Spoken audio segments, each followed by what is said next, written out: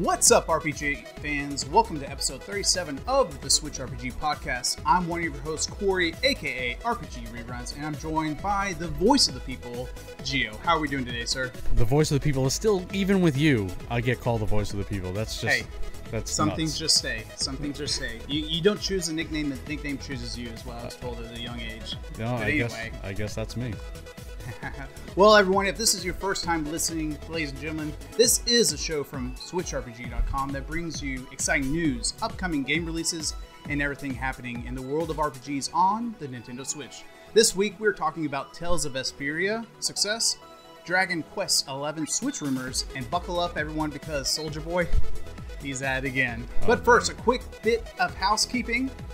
Make sure if you enjoyed this podcast to take the time and leave a review. It helps us out a ton. And whatever podcast service that you're using, if you just take a few seconds out and give it a review, it lets us know that you're enjoying this content, and we really appreciate it. Also, it brings us up to the tippity top. The tippy top. Straight to the top. We got one way to go, and that's up. And it takes like 2 seconds. It takes 2 seconds. 2 seconds. 2 Do seconds. it. We'd really appreciate it. Also, if you'd like to be part of our community, you can join in on the conversation by joining us on our Discord. You can do that by going to SwitchRPG.com and selecting the Discord button under the Media tab. So we have a lot of great conversations that we have in Discord. There's different channels. So there's something for everyone there if you're an RPG lover. Mm-hmm. Lastly, be sure to subscribe to our YouTube channel. There you can watch our Let's Plays, game reviews, or join us live for recording the podcast at 8:30 p.m. Central Standard Time on Wednesdays. We're almost to a great milestone there as well. We're very close to our 500 subscriber mark on the YouTube channel, so really close. It's a great way to just see what we're up to as well, and just connect with us on another level and see our beautiful faces every week. Well, I mean, some may not want to do that, but anyway, it's time to jump into the news. The first little bit of news that we have today is from Everything.com, and that is a little game called Dismantled. Today, Yes. 10 Tons announced that its next project, titled Dismantle, an open-world action RPG, is currently in development for Switch and other consoles. A little bit of a synopsis. Dismantled is set in an extraordinarily dystopian island where time seems to have stopped somewhere between 1970s and 1990s after a grim calamity has taken place. The story starts as the protagonist ascends from his underground shelter and finds himself all alone and left behind on an island. He needs to unravel the mysteries and find the means to escape this wretched place. Over 99% of the objects in the game can be dismantled for materials. Materials can be used to craft permanent tools, weapons, headgear, outfits, trinkets. The players will also explore, fight, survive, level up, gather, craft, hunt, solve puzzles, build outposts, farm, fish, cook, all while enjoying the bittersweet post-apocalyptic world. Gio, is this up your alley? This is definitely up my alley. You just described everything I like to do. I like to destroy everything. I like an open world. I like my action RPGs. It's all there. I was reading this article and I was like, this screams Geo. And I was just smiling. And it's honestly really up my alley too. I watched the trailer and it's kind of weird. It's kind of has like a little bit of the Sims vibe with also a Fortnite vibe in it, and then post-apocalyptic. I saw a lot of, I don't know, I'm guessing there's zombies or something that you're slaughtering all within trying to survive. So yeah, it's a nice little game. I really enjoyed that. Anything in particular that you saw? I mean, I saw a lot of zombies. I saw things getting dismantled. And lots of dismantled. 99%. I want to know what that other 1% is that can't be dismantled. The floor. I don't like maybe yourself. Like the save point. Yeah, yourself. There you go. That's it would have to be yourself.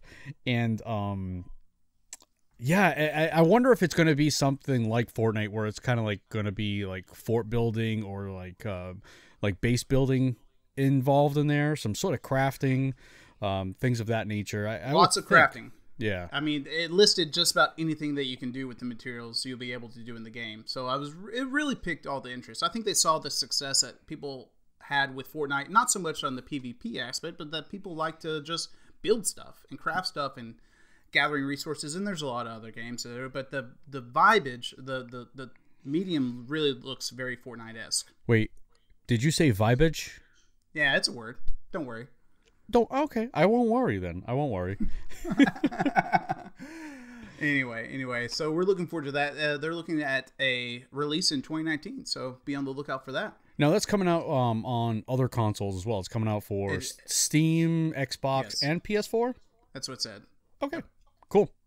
So, just don't delay it on the Switch, please. It led off in the article. It led off with the Switch, so I don't know. Maybe they're looking for the portability. Anyway, yeah. Speaking of the Switch, there's a rumor amongst us, and this is via GoNintendo.com. Rumor: Dragon Quest XI's planned for worldwide launch in 2019. A little diving deeper into this, Dragon Quest XI's is a lock for a Japanese release in 2019. There is no doubt about that. The good news is, a report states that both North America and Europe will get the game this year as well. While there's nothing that has been officially stated by Square Enix at this time, multiple sources in the supply chain are showing that Dragon Quest XI's is going to launch in North America and Europe in 2019 as well. Gio, what do you think about this? I think if they could do it all at the same time, ideal. That would be ideal, and it would be perfect. So what it's saying is that Europe and us, we're gonna all get it kind of at the same time.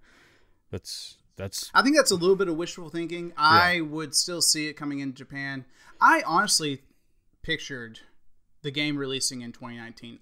I am always on the optimistic side of things, though. So I'm always the kind of person that sets the bar a little too high and gets disappointed on a regular basis sometimes. But I would be surprised, since it's already been released on major consoles, that it wouldn't be in 2019. I expected in 2019. I'm thinking kind of later. I think it would actually kind of be a year to the date of when it came on PS4 and PC. Okay, and that would be acceptable. I would absolutely. Be a little earlier would maybe be a little, August, July, if I'm being really picky.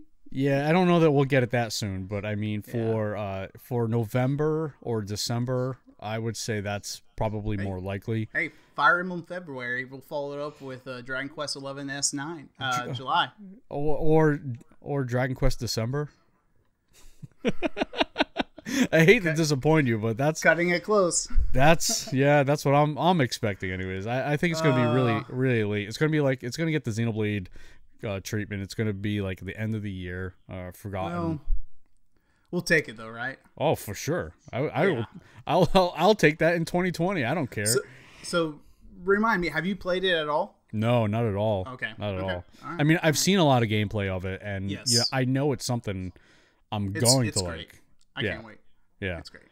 Like I said, I know I'm gonna like it. I just need it. Just need to play it. Speaking of something else that we're gonna need, this via RPG site earlier today, Dragon Ball Action RPG Project Z in development. Bandai Namco Europe has preemptively announced a new action RPG in the Dragon Ball franchise, currently known as Dragon Ball Game Project Z. No concrete details are known yet about this upcoming game, other than its label as an action RPG. Bandai Namco indicates that more information will be shared at its Dragon Ball FighterZ World Tour Finals, January 26th and 27th. Yeah. Now, this kind of came out of nowhere. Out of nowhere. No one was talking about an action RPG from Dragon Ball. What I know of Dragon Ball is basically, I know that there's kind of an RPG with Dragon Ball, but that's all I know. It's just a fighting game, and there's kind of insane kind of hijinks going on. Have you played Dragon Ball FighterZ at all? No, I haven't. Ooh, it's smooth. It's fun. Is it it's really? Fun. Does it get like really grand? Like the battles kind of get really big? Yeah. Like I'm really bad at the game, as just about every fighting game. Exhibit A, my Smash skills, but it's fun. Yeah. I'll play against a computer and I'll do all this great stuff, and even that's a little difficult for me. I'll go online and just be like, okay, no, this isn't a safe spot. I need to go back to playing against a computer, but it's seamless. So if they can kind of use, and the art looks phenomenal too, and it runs seamlessly. So I'm really, really excited. I don't know if you remember last week, I said I had two sides of the spectrum on action RPGs. I have realistic and then arcadey. And if this is an arcadey Dragon Ball action RPG, It's right up your alley. yeah, oh yeah. What about you? You getting a little hype for this or no? I think I love the aesthetic of it. I just don't know what to expect, really. I mean, what are they gonna do in this? This is a classic example of me just getting the bar way too high, and then just maybe, hopefully not, crushed in dreams and me crying in a corner. Yeah, I don't want to see you crying. I mean, no one wants. Well, I'm not gonna do it on camera. Well, no one wants to see a grown man. It's gonna be cry. a dark closet. Dark closet. I have a system in place. All right, cool. But I mean, I think that the look of Dragon Ball lends itself to being kind of timeless, seamless. And that art style works really well in video games. Absolutely. You can see it in Dragon Quest. It's kind of got that cell shaded. It's not cell shaded like say Borderlands, but it's kind of got that look to it. And for some reason, I've been really gravitating towards those games. And something like Dragon Ball, Project Z, whatever it's called, may be right where I want to play. Fun fact about the art style: artist also in charge of Dragon Quest 11. No, see? Yeah. I mean, I picked right up on that. I didn't even know. Had no idea. But we're going to find out in about, a week and a half? Yeah. Yep. Hopefully. Yeah. So, speaking of things that we found out, this over at Thread of Reset Era, in the UK, Tales of Vesperia debuts at number 9 in the charts, over a 40% increase in the game's original sales. 49% of the sales were on Switch, 43% on PlayStation 4, and 8% on Xbox One. I also checked today on the eStore, and it's ranked in the eShop. The US at eShop? Number 9, at number 9 as well. It bumped up. Nice. So I love seeing that. It's a 10-year-old game, honestly. It's a 10-year-old game, and people are just, like, eating it up. It just goes to show you that RPGs are in it, man. People just want it. Absolutely. There is a place in the market for, well, speaking about the market, this is an article via Nintendo Soup. Tales of Vesperia Definitive Edition Switch shortage begins in Japan. Yep. Yesterday, Tales of Vesperia Definitive Edition, an improved remastered of the original Tales of Vesperia, was launched on Nintendo Switch in Japan and other territories. It appears that Bandai Namco Entertainment may already have a huge hit on its hands just a day after its launch. Yoribashi Kamara, one of Japan's most popular retailers, is reporting that the game has sold out at all 24 of its brick and mortar locations, and it's possible to back order the game at 22 locations. Now, this isn't the first time we've seen this. No, it's not. We've seen this with Octopath. Do we have? Yep. As well. I think we've seen it with the Switch, the console itself. But I think we've seen it with Xenoblade. I'm not entirely sure, but we've definitely seen it with Octopath. And I've semi-experienced this at firsthand, so I don't know if the listeners remember last week, I had the revelation that I decided that I wanted to get physical with this game and buy a physical copy. So I went on Thursday to my local GameStop and I said, hey, is it too late to pre-order this game? And they said, absolutely not. And they took my money and almost ran with it. I got a call. I was in meetings in office on Friday, and they said, oh, by the way, sir, we actually don't have a copy for you. But no, never fear. We're going to go to a town 30 minutes away and pick up a copy for you. And by the time I got back into town, it was ready. So it worked all right. But yeah. But that could be a combination of the GameStop just not ordering enough, absolutely, to even have on hand. Supply and demand. Yeah, no kidding. But like I said, it's a 10-year-old game, and people they're eating it up. I didn't play the original, but this game is running smoothly, and it looks great. It plays great, and we'll get to this in later segment. But I've been playing my fair share of this game over the past week. Just a little hashtag spoiler alert for you. Yeah, no, I mean we won't go into like real story spoilers, but I mean we're. But yeah, you're definitely. We've talked about this kind of before the show. You're definitely ahead of me, for sure. We'll get to that in the next segment down the road. Sure. Yeah, we'll get to it. But speaking of which, that kind of segues into it. You posted a little article a little oldest is a goldest article from GameOfSutra.com, designing difficulty in role-playing games. And I'm not going to go in depth about this, but it's a really, really great read. I encourage you to look it up. It's from the developer's point of view on just how they go about creating game experiences for the gamer and how they create levels and worlds and boss fights and how they kind of deconstruct everything. And just it's a really great point of view from what just the creators and how they have to think of things for all the games that we love. Yeah, and it's a lot goes into it, and it's a lot of stuff I wasn't thinking of. It's not just like, okay, raise the characters or the enemy's HP or decrease this character's strength just to make things more difficult. There's so much more involved, and again, it was just a lot of stuff I wasn't thinking of. And go ahead. They try to balance just things of like, okay, we have to appease the gamers that are really good at RPGs, and then maybe they're just like the casuals. They're just casuals, and how is a person that's well versed in RPG going to go into this battle versus someone that this may be the first RPG they've ever played in their entire lives? Right. So it was a really, really great read. I enjoyed it. Yeah, and then they kind of have to find their in between. So, they design difficulty with enemy move sets. They design difficulty. They do the raising HP and decreasing strength, that sort of stuff. But just with different moves, I mean, for example, you can see it with Dark Souls with difficulty and how they have move sets. You kind of have to memorize their moves and kind of learn patterns and things. So there's different kinds of difficulties.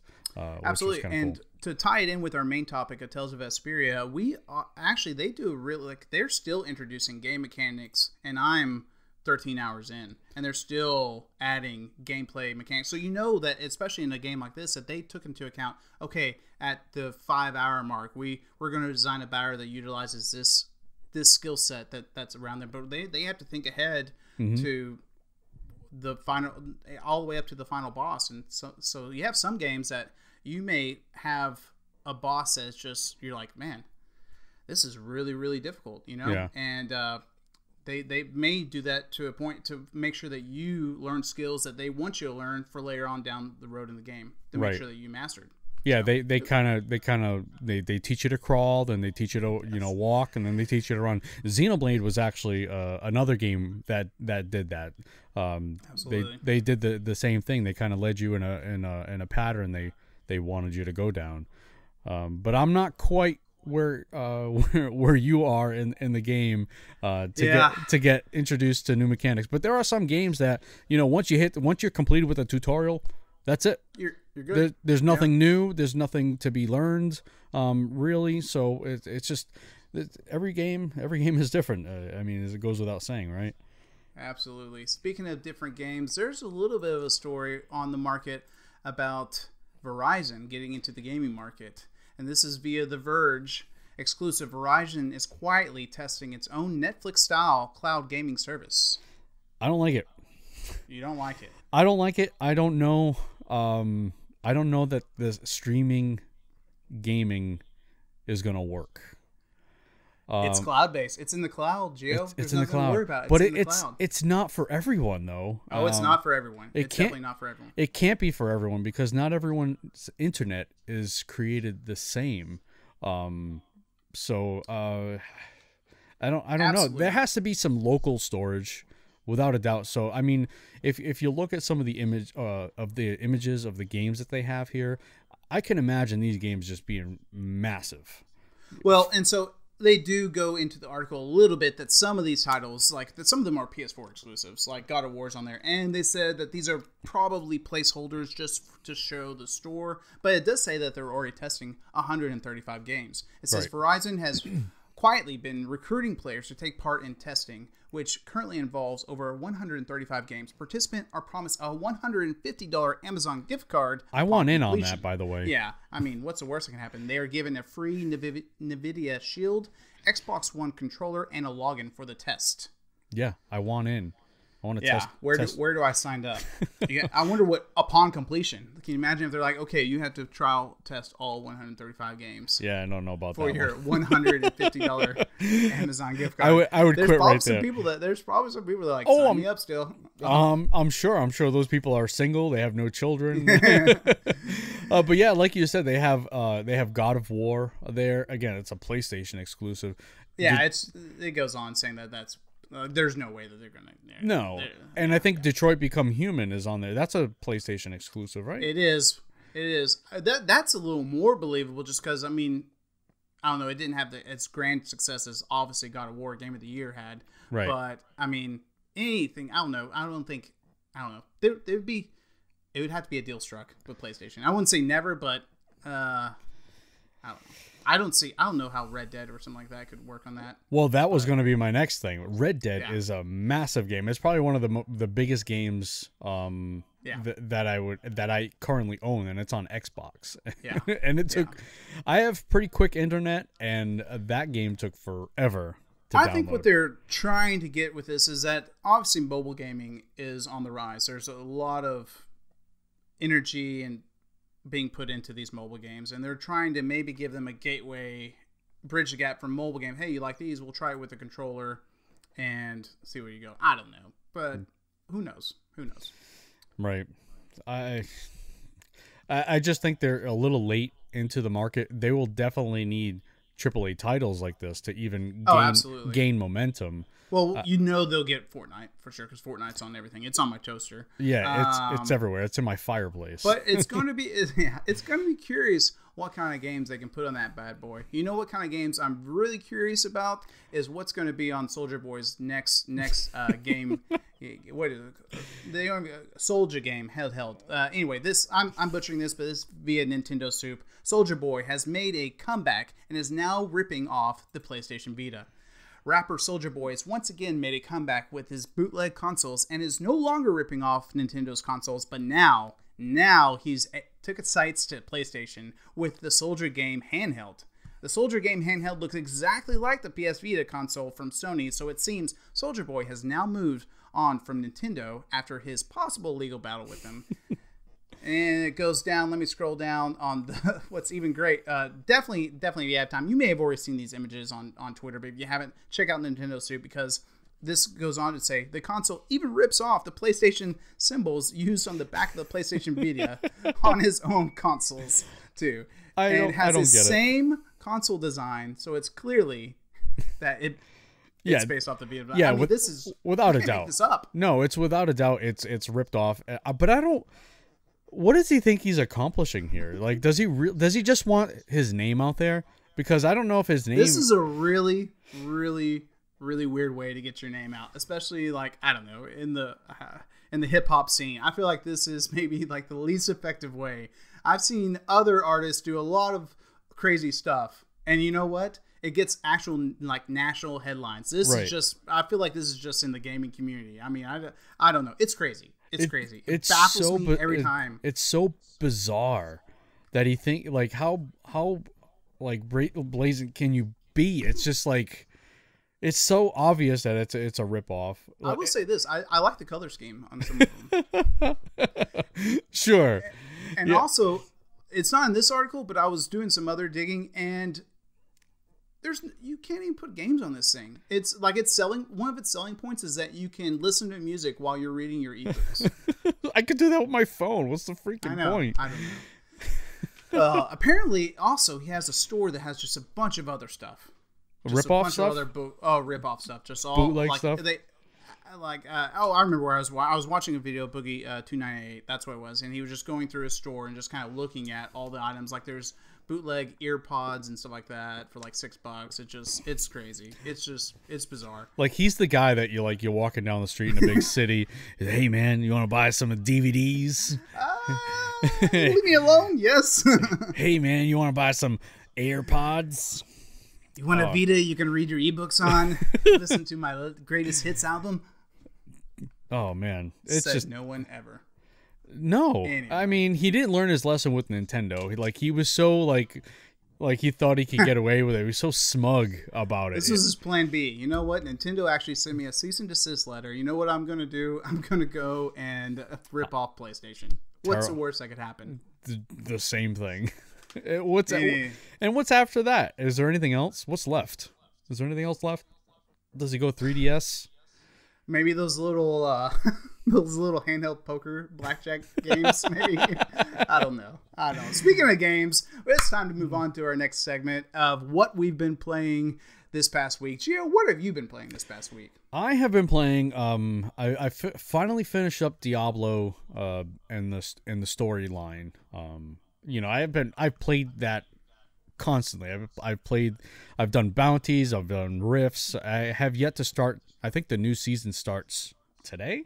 This is Wednesday the 16th. I think it starts today. Well, there you go. I have yet to start the season. I have yet to start a new character. But I still have a season 15 character. He's going to go away. But I did my barbarian playthrough. He's all set, ready to go. He's done for quite a while. And then I have Tales of Vesperia, which I think everyone that I know is playing that. Yeah, friends list pops up. It's Tales of Vesperia, Tales of Vesperia, Tales of Vesperia. And then the oddball just watching YouTube. Who in the right mind? Right. It's ebooks. That's where it's at. And then I've had this game for a while. I just haven't had the time to play it. Cosmic Star Heroine. It's kind of a throwback. It's got the 16-bit it is a 16-bit game, and it's a turn-based RPG, and I'm having fun with it. So I started playing that, and I think that's it. Awesome. Well, what I was gonna say is I've been doing a lot of the. I could be playing more games, but I've been doing a lot of watching Game of Thrones. So I'm torn here. I'm torn. So rewatching. Yeah, exactly. So I, especially during the first 4 seasons of Game of Thrones, used to do that, but then it just got to where that's a big investment. But I need to start that as well because final season, what's it, mid-April? Mid-April, yep, yeah. I do gotta say, I love absolutely. I wouldn't be rewatching it if I didn't love it, but it is so much better the second time around. I'm flying through it, and it's just like I said, it's just. Just once you hear the intro, that's one that a lot of times on Netflix, they put in that little skip intro thing. Oh, once that dun dun dun dun dun dun starts going, I'm like, okay, this is it's a great way to get the appetite ready for. But no, I gotta skip it. That intro is like 15 minutes long. I can't sit there for 15 minutes. Just cut. I'm definitely lying. But for at least the first 5 episodes, I won't skip it. Okay. Because you do the math, it adds up, especially with however many episodes it is. Right. Whenever they add whenever they add something new, a new town or whatever, it's like another 5 seconds. It's just I can't do it. I'm such a dirty liar. Well, guess what? I'm not gonna lie about. I'm not gonna lie about what I've been playing. I've been playing a little bit of Block Quest Maker, a game that came out last Thursday. Yep. It was a really, really fun little game. It's basically kind of like a dungeon version of RPG Maker. You can have the ability to either make your own dungeons, which I definitely did not do because I am not that creative, or you can do what I did like was trying out other people's dungeons that other people made. Yep. And some people made some really, really, really crazy worlds to play through. Some of them were really frustrating. Some of them were really easy. But there was one that a viewer I did a Let's Play of it last week on our channel, and a commenter said, "Hey, check out mine," and it was Fallout 3, and it had our NPCs doing stories and stuff like that. Yeah, I was just like, whoa, this is really. So basically, you play dungeon. They can be free, or you get these coins, and it was 100 coins, which for me, hey, I'm just starting to play this game. That's a little steep, but I gave it a few playthroughs. I didn't beat it. I was like, I can't afford this, but it was really, really cool. So basically, you just get to you can get money through either making dungeons and having other people play them or beating other people's dungeons. It's just a really cool concept, and there's ladders, and you can be the best dungeon beater, or you can be the best dungeon creator. It's really, really, really cool. Now, are there microtransactions in it? You can't buy coins, right? No. Okay, So so that earns. there's a little mine that you can kind of tap. I guess it's on a time, and you get a little coin from that, and then there's challenges that you can do, and you can get coin from defeating the challenges. Gotcha. It's kind of like the tutorial. It kind of goes through a progressing difficulty and kind of teaches you the mechanics, especially if you never played the game. And then you also get coin for beating dungeons, or like I said, creating dungeons and having people play it and like it and stuff like that. And so you can rate the dungeons too. Once you beat a dungeon, you can rate it. Okay, cool. On a scale of 5. So it was really cool. I really enjoyed it. And then the meat and potatoes of this week's gaming was Tales of Vesperia. Yes. I'm really, really enjoying this game. Really enjoying this game. It's perfect. It really is. It is so good. It's going to be a roll credit, Sam. And so, I'm going through it. I'm about 13 hours in, and it just keeps on getting better. The story's really, it's not one that you kind of like feel like, okay, I have to get to 10 hours for the story to get going. It does a pretty good job. Like after the first couple hours, you're really starting to progress through the story, and it's really, really starting to pick up. So I'm really excited to see where it's going. That's kind of where I'm at. I'm at the 2 to 3 hour mark, and it's been a lot of stories, yes. Kind of minimal overworld enemy types. But I'm just starting to see that the world is kind of opening up a little bit, and I hope to get to that point, kind of where you're at, where it's just really open and you just kind of get. There's a lot of stuff starting to go on, so much so that there's like, oh, we need to do this, and to progress one storyline, but they're like, oh no, well, we need you to go here. So it really starts to develop once you get to like that 10-hour mark.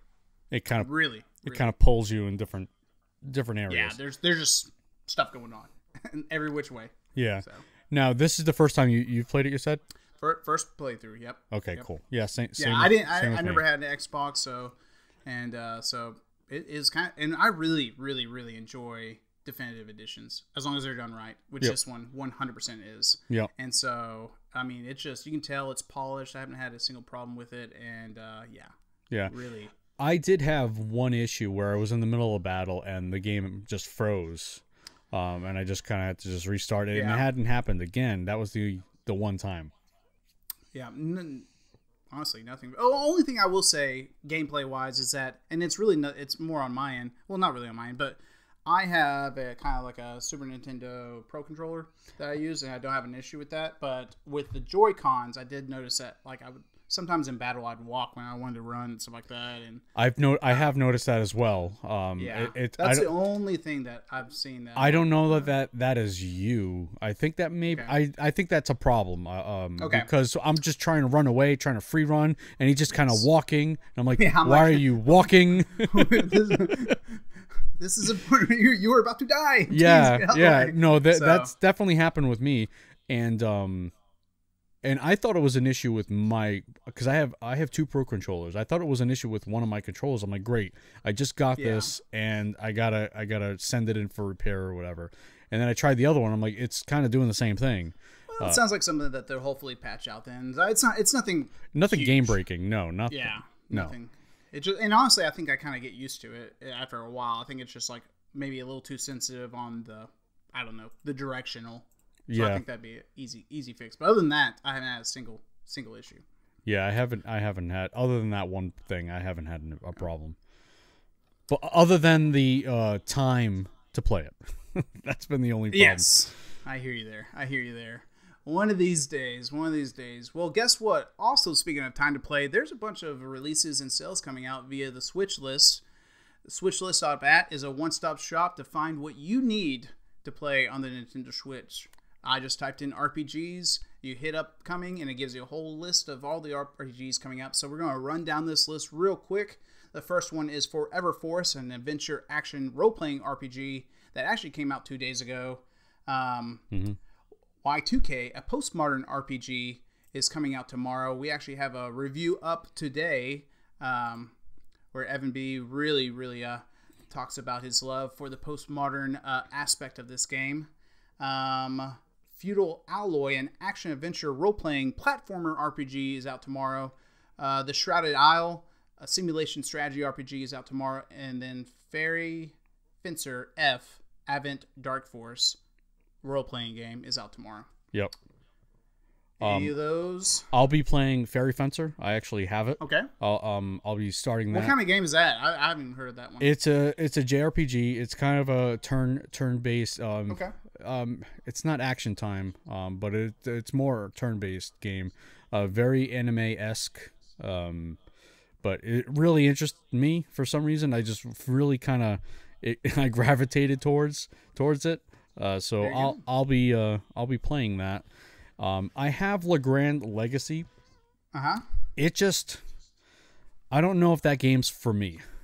Okay. I'll just say that. I know a lot of people love the game. I just don't think it's for me. It's a new game. It looks like a PlayStation 2 game to me. Yeah, that's there's a trend with that. I hear another major title that's kind of like that. That's not that kind of strikes a chord with you on that. Which one's that? Oh, Kingdom Hearts. Oh, yes. I mean, that game's been in development for like 85 years, and it looks like a PS3 game. I'm like, what has happened?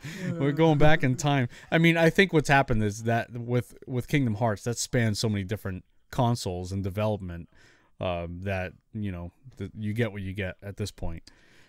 Well, speaking about Legrand Legacy, that's out next Thursday on the 24th, but you can actually pre-order it for 20% off for $15.99. That gets us into our deals of the week. We have Cave Blazers at 20% off at $11.99. Also, Crimson Keep is 50% off. It is a role-playing adventure action RPG for $9.99. Double Cross is 25% off at $14.99. It is an action platformer. Final Light: The Prison, 58% off at $2.93.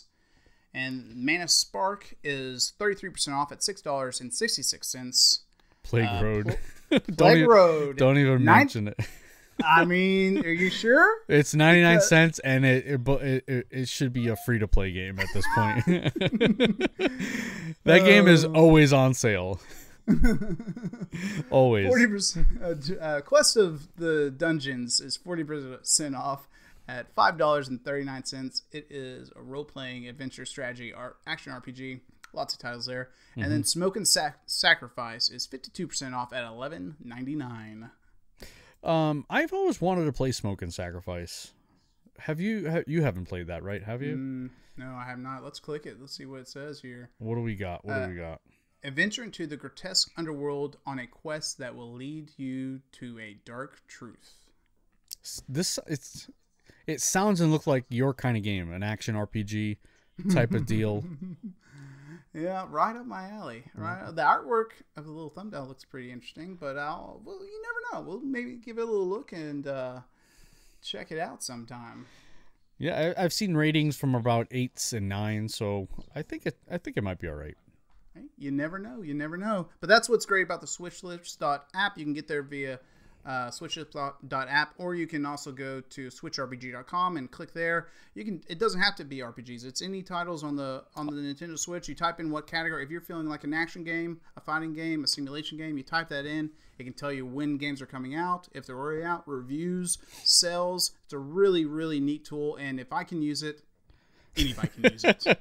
Yeah, another great thing, it tracks amiibos now, and it also, cool. You can actually set up your own wish lists, and I kind of use that just to kind of keep track of what games I kind of, it's a wish list, so I keep track of what games I want, but you can set up different lists and whatnot. Absolutely. Yeah. All right. Well, Gio, I think it's about that time. Ladies and gentlemen, it's time to hear from you. Remember, we're all about the community here at Switch RPG Podcast. So if you want to be part of the show, you can email your feedback and questions to podcast@switchrpg.com, or you can dive into our Discord server at discord.switchrpg.com and post in our podcast channel. Gio, check the board. Do we have any questions from the listeners? We do. We have Paul Nichols, who is in our Discord server, asks, do you think there has ever been an unsubstantiated rumor that was so good, so logical, that once the developers saw it, they took the idea and made it happen? I was trying to think of anything, and it's kind of a hard question. It is. We don't know. Right. Well, I mean, unless they just come out and admit to it. I thought in Diablo, the cow level, I don't know if are you familiar with Diablo? No. No? Okay. Well, the cow level was kind of like a secret hidden level. Let me, real quick before that, the reason why is because I feel like that's one of those games that if I were to start playing, I would spend way too much time in. So I kind of sometimes avoid games I know I'll like too much because I know that I'll Destiny was a great example of that. You can Google my PSN and look at time wasting Destiny, and it will make. Well, that's the problems with MMOs and whatnot, because those games really don't have endings. Yeah, exactly. So you just continuously play. But the cow level is basically like a secret hidden level, and I thought it was kind of just rumored and whatnot, and then they actually implemented it. I may be wrong, but that's the only one. I think that started in Diablo 2. But I mean I couldn't think of anything. I was thinking like maybe, and let's just say that Atlas said we actually don't have any plans of bringing Persona over to the Nintendo Switch, and then they bring in Joker onto Smash, and they're just seeing all this hype, and maybe they're like, oh, we actually need to get in gear and port this over. Which the thing about this is that I think a lot of companies are calculated, and they don't actually like they know what they're doing. So it's I don't know. I don't think too many people stumble onto things like this, right. Well, unless they, like you had said, unless there's a huge outcry for something, and that kind of gets the ball rolling, and it's then turned into some sort of DLC package and put out that way. Maybe Square can see how Octopath was supposed to be a love letter to Final Fantasy VI, and maybe that gets them in gear to do a remastered Final Fantasy VI. That could be something. There you go. But it probably won't happen. No, it probably won't happen. But he does actually have a second part of the question, which you're kind of going at. And if you think this is possible, what rumor would you start in hopes of it coming to life? So would yours be Final Fantasy VI, or you got something that else? would definitely be one of mine. I have a few. They're kind of I would like to see Final Fantasy Tactics and Ogre be ported over to the Switch. Also, a lot of old SquareSoft titles. Front Mission is that's never gonna happen. But I would love. This is just, if they want to make one little gamer happy, is if they just made a remastered or a new extension of the series of Front Mission, I would lose it. So that's your jam. Huh? I just love the combination of the mechs, and it was a tactical RPG, which I love. And you could just, I just really, really enjoy it. Have you looked into the Breach? I have it. I really enjoy Into the Breach. Okay, there you go. Front Mission was much more story driven. Okay, yeah, Into the Breach is not so much. Yeah, so I really enjoy Into the Breach. So it kind of gives me that's kind of what it's been on my mind for the past few months, and that's because of Into the Breach. Yeah, it kind of reminded me of a younger time when I would just have these mechs, and just you'd have missiles, and then you'd have some that would punch with it was just great. I loved it. And then a few other older ones. Squaresoft was Vagrant Story. I'd love that to be redone. Yep. There's another game that I don't know if I just have amnesia or what, but I have a lot of old games that I played when I was in my teenage, and I just don't remember the story or anything. Mm-hmm. I just would really like to go back and play them. Yeah. Which I feel like I'm not alone, because you see even a game that's 10 years ago and how it's Tales of Vesperia and how well it's doing. I mean, I can't be alone in that boat. No, you're definitely not alone. I mean that you're right. That just shows you there. And they're doing it with a lot of the Final Fantasy series now with 10, 10-2. Very excited about 9 coming out. Yeah. That's another one. And and 12, a lot of people are excited for that. So when people say what's your favorite one, I say 9 because I just remember it being the first one I beat. But if they were wait, what was the plot? I'd be like, that. There you go. Yeah, there you're asking why I have it, but I also have it might be backwards, but that's 12. No, that's good. That's good. But I'm actually thinking about playing those before the releases. You're gonna pull a Phil? What do you mean pull a Phil? He restarted Xenoblade. He was like, you know what? I have these 80 hours in this game. You know what I'm going to do? Make a new profile and start another playthrough. But this time with no voiceover. No. I'm actually I was thinking about recording them for YouTube. Kind of doing a let's play with it. I won't be playing it for myself. I mean, why would I ever do that? Come on. If I was to ever start a rumor, I would have Pokemon be an open world RPG with the same kind of mechanics as Tales of Vesperia. I've said this before, and almost the same as Dragon Quest as well, where it's an open, again, this is open world, but then you have when you run into your encounters, I guess you have this kind of arena set up.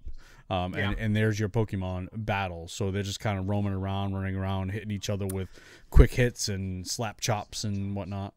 I don't think that's too far-fetched. I don't think that's too far-fetched at all.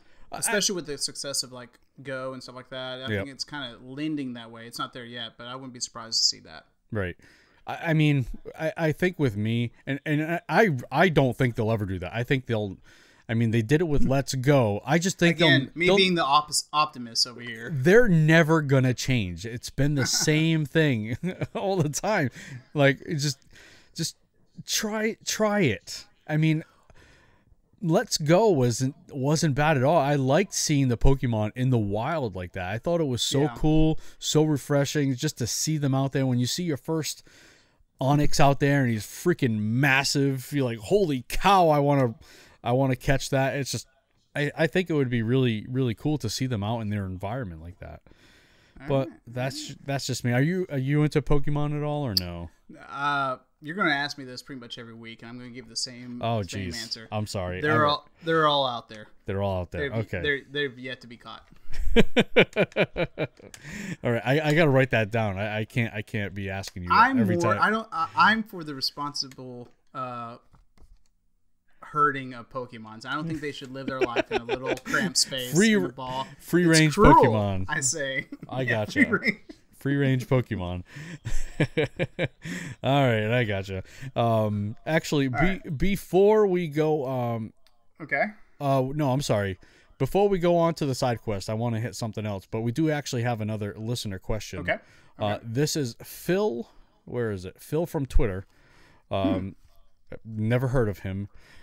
First off, what do you guys think about the list? And the list is basically it's a bunch of Super Nintendo games that were found on the NES service online. I don't know. I haven't pulled up. If you want me to go through them real quick. Yeah, sure. Okay, all right. This was via Silicon Era, and I guess they got a good list from Capu on Twitter. This is basically the rumored list. I guess they did all the data, whatever you had to do to find this list out. But Super NES games for the Nintendo Online service: Super Mario World, Super Mario Kart, Super Soccer, The Legend of Zelda: A Link to the Past, Demon's Crest, Yoshi's Island, Stunt Racer FX, Kirby's Dream Course, Kirby Superstar, Kirby's Dream Land 3, Pop and Twinbee, Star Fox 2, Contra 3, Super Ghouls and Ghosts, Super Metroid, F-Zero, Super Punch-Out, The Legend of the Mystical Ninja, Super Mario All-Stars, and Breath of Fire 2. A lot of good games there.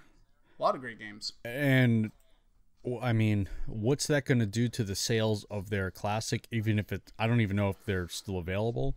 This could potentially take sales because a lot of those games are on the SNES Classic. But also, I think this also enticed people to that may not even use the online service that much. They're like, well, look at this, and you may get more margin off of that than you would with the sales of that other game. I don't know, but it's a way that the world's going. I feel like in these online services, PlayStation's been doing it forever, and I think that just kind of comes with to appease the masses. Yeah. Which, hey, I'm not going to argue with. There's a lot of great games on here. There really are good games. And the other part of his question, let me see, is... Sorry, I had something else open here. More importantly, what 3 Super Nintendo games would you like to see on the service in the future? I have a list. Yeah, go for it. You have a list? I'm just going off the top of my head. There's a bunch of Final Fantasy games that are missing. Yes. Chrono Trigger is missing. Okay, that's on my... Okay, so I divided it into 2 areas. One's what I think might happen, and then ones that I don't think we're going to get. And you just list pretty much all the ones on the things that I don't think we're going to get. We're like I said, we're missing so many. Earthbound, a lot of people I'm sure will cry for that. Yeah. I think it's an okay game. It's not... I think in the collecting world, it's very overrated because it didn't sell well at all. Yeah. But that's what makes it a collector's item. I know, but it's an okay game. It's not even a great game. So you have Chrono Trigger. You're missing Secret of Mana. You're missing Mario RPG, Final Fantasy. That's another one. I think we might get Mario RPG on there. Yeah. I wouldn't mind seeing a Castlevania on there. Yeah, yeah. And then also, this is a personal one that I don't think you will have on there. So, a little backstory. Super NES was my first console that my parents got me. Yep. So I was still pretty young at this time. So it came with Super Mario All-Stars and Super Mario World. Like, it was a bundle. And so those are like my first 2 games on there. Mm-hmm. And then I guess the next holiday cycle, the hot game, was a little title called Donkey Kong Country. Oh, yeah. And I was obsessed with this game. Yep, I remember that game. I never beat it, though. I never beat it. You know why? Because that game is ridiculously hard. So I vow, if they add Donkey Kong Country to this service, I will Let's Play it, and I will beat it. Ooh, you will roll credits on it? I will roll credits and fulfill my destiny of beating that game. I definitely got to like 3/4 of the mountain and I was young. I was like maybe 6. I was like, we're out. We're out. No, that game is notoriously known for being kind of difficult. Yeah. But I never played Super Mario RPG. Castlevania, I was too young for that, so I'd like to play that. Yep. And then I still wasn't in Final Fantasy then because I was still kind of young. 6, I remember a friend of mine telling me about 6 because we were playing 7 and Tactics. Yep. I just never got around to playing it, so. Let me look at the list. Is Street Fighter on there? Mortal Kombat 2? Nope. Yeah, you're missing some, I mean, most of these are Nintendo only, right? Yes. Yeah, exclusive. Yeah. So that's why you're out on some of them. Like I said, I haven't played Kombat, Breath of Street Fire Fighter. 2. Have you played that? Breath of Fire 2? I have not played Breath of Fire. Yeah, I probably want to do that. Super Metroid, that's a good one. Super Metroid is probably my most favorite Metroid game. The first Star Fox I played was 64. Ugh. So I'd like to go back and play the original ones for sure. Mm-hmm. Illusion of Gaia is not on the list. Let me pull up a list. Okay, let's go. Oh man, Mario All Stars isn't there. Yeah, it is. It's on there. Oh, it is. Okay. Yeah. A game I absolutely put so much unnecessary time in. Sim City. I put. Oh yeah. My god! I never played it. So I guess I don't know what I played it on the computer. Okay. I don't know what version that was, or maybe I don't know, but yeah, I did. I put in some hours onto some Sim Cities. Yeah, man, I put a lot of time into I guess SimCity. Was it 2000? What was the one? I guess it was 2000. It definitely wasn't that version. It was the later version. And I remember. Well, there was a SimCity 2000. Yeah, I think that's the first one I played. Okay, no, I played it for the Super Nintendo. I think the original SimCity did come out on PC, but I played it for SNES, and yeah, I put a ridiculous amount of time into that. Again, yeah, the Mortal Kombats are omitted. Yeah. I mean, if this is legit, they're not going to come out with like a bunch of games. They're going to start off with their core games. Oh yeah, yeah. I mean, Mega Man's not there. There's I think when they first let the NES titles, they came out with a lot, but after that, it's only been like maybe 3 or 4 four max. So I don't think they're just going to say, "Hey, here's a lot." I think they're definitely going to space them out. Yeah, for sure. Yep. Sure. Yeah. So yeah, good questions. Good questions. Yeah. Phil from Twitter. Yeah. Twitter. Just shoot us a tweet. Yes. All right. Well, I guess it might be that time, Gio. Yes, we're going on a little adventure. Yeah. We're gonna. I can't think of anyone else I'd rather go on an adventure with. I can think of a few other people, but I mean, we're doing this. You're lying. Anyway, so we got this little article on SwitchRPG.com by Jeremy Rice, and it is a wonderful read. I implore you to go and click it and give it a nice read through. It's basically taking a look at RPG archetypes, and the first installment was over the warrior, the warrior class, and he goes through how it started in RPGs and how it evolved, and he gave a few of his favorites. So basically, the question I was thinking about, Gio, do you have any warrior characters that really stand out to you? That really stand out to me now. This was actually, I don't know why, but this was a really difficult question for me because a lot of the games that I like, I mean, I know in Final Fantasy there are a ton of, warriors, warrior classes that are, that are characters in the game, but a lot of the warriors I like are the ones that I actually create. Like, for example, in Dark Souls, I'm creating my own warrior. In Skyrim, I'm creating my own warrior. But, I mean, again, it's not... I don't necessarily have a favorite. I mean, I love the class, and actually, if we wanted to just kind of go into my backstory, I'm currently playing or Pathfinder, which is kind of like Dungeons and Dragons, and my current class is kind of a hybrid between like a mage. It's a battle mage, so it's like a hybrid between a warrior and the mage, and that is my ideal archetype. That's my ideal class, and it stems from warrior essentially. Absolutely. I when I play games, I do like kind of like the hybrids. I like to have a little bit of magic along with my brute force. But anyway, I did a little bit of digging because you're right. It wasn't the easiest question for me to answer either, but. I went with Final Fantasy IX, and I had to Google his name because I couldn't remember it because it's been so long since I played. But Albert is kind of the nice guy. Yes. I just remember I loved his character. Yeah. And so I'll go in depth on that when I do my replay here in the near future. But a little title that you love, Gio, is Dragon Age Inquisition. Never heard of it.